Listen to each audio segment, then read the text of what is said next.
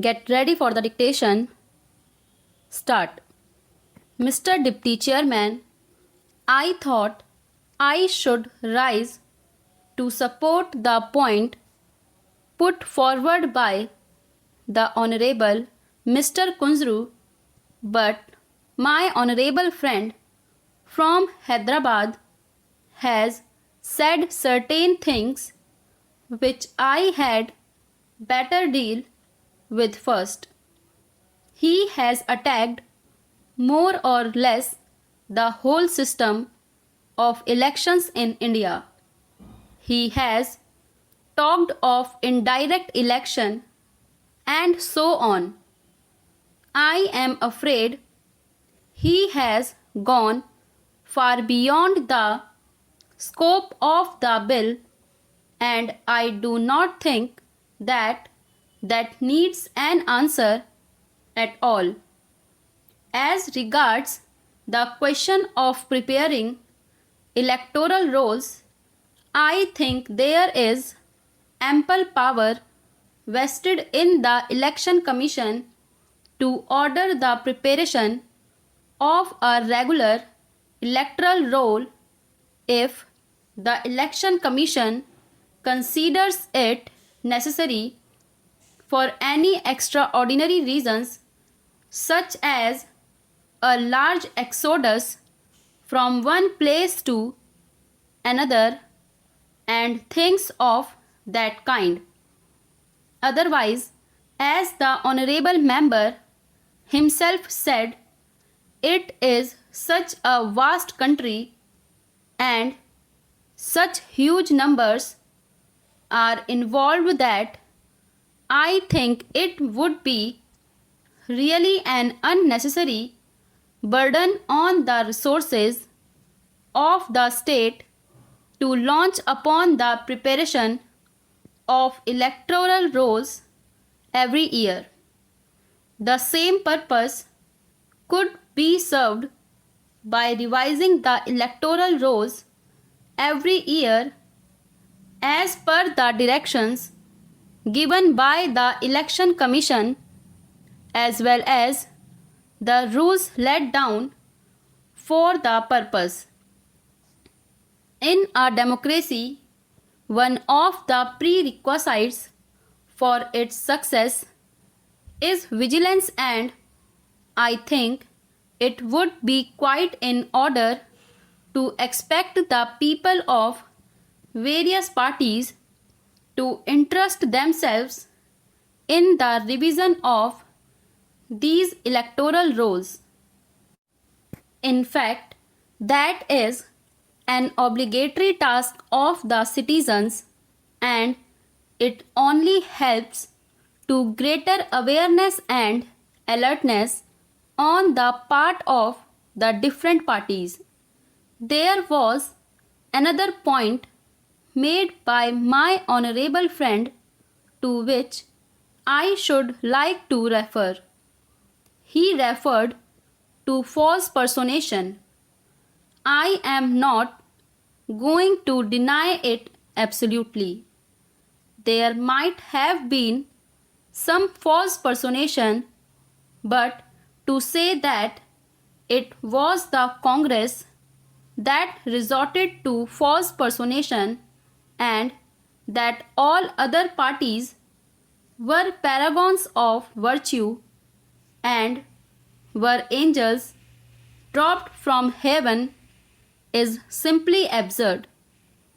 That he should have had the boldness to venture such a reckless statement, I should say irresponsible statement, without any proof whatever, was wholly unfair on his part to the Congress, and it has no credit to this august house that one of its members should make such an allegation against the opposition parties. Sir, my purpose is more to appreciate the stand taken by my honorable friend Shri Kunzru. I do not know, it is for the honorable minister to say whether even now, as the clause stands, it would not be open to the Election Commission to review the order of the Chief Electoral Officer made in appeal against an order of the Electoral Registration Officer. I have an idea that the Election Commission is supreme in these matters, that even when there is an appeal from the Electoral Registration Officer to the Chief Electoral Officer and the Chief Electoral Officer passes an order, though it may be final in the ordinary sense, it does not preclude the Election Commission from revising that order. I would like to be enlightened on this point.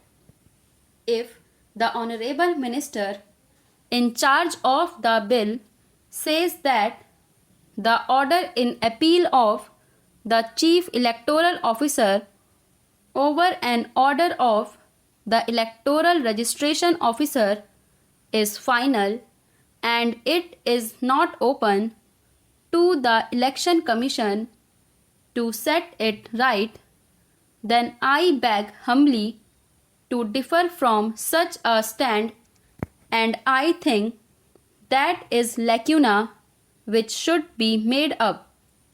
So I would like the Honorable Minister to apply his mind to this aspect and see that in no case the supreme authority of the Election Commission in this matter, which is of vital importance, is in the least abridged or curtailed. I think a slight amendment to clause 23 would set right the whole matter. There is only one other remark which I wish to make before conclude, and that is with regard to clause 25 on page 8.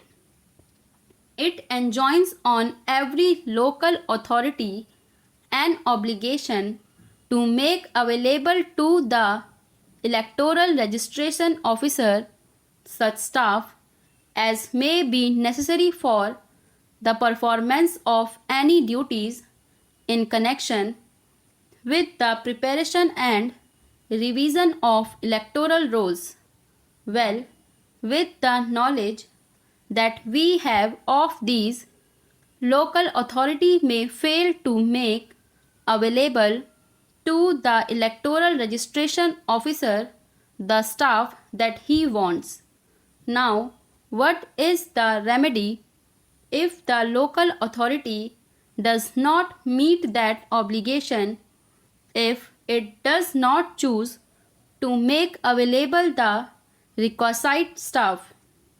That has not been provided for in the bill. It is open to the Honorable Minister to devise some means to meet such a contingency, but I think a clause like this would be very helpful. That will be some kind of an inducement to the local authority to provide the staff. That is all that I have got to say, and I will no longer tire the house.